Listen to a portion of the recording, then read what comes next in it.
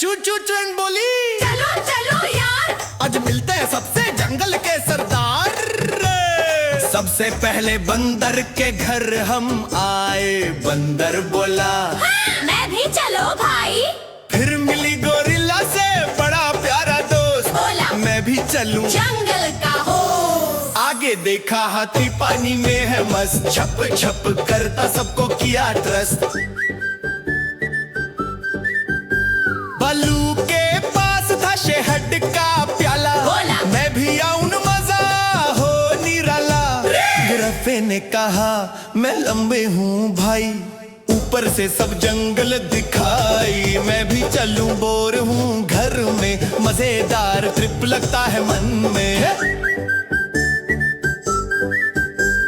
फिर आए टाइगर घूमता गया, बोला चू चू मैं भी साथ।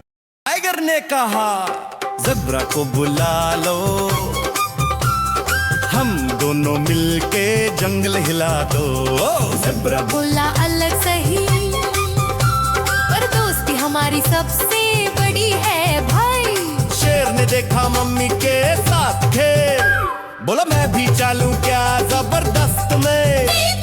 सब दोस्तों ने हाथ मिलाया, जंगल भर में गीत गया।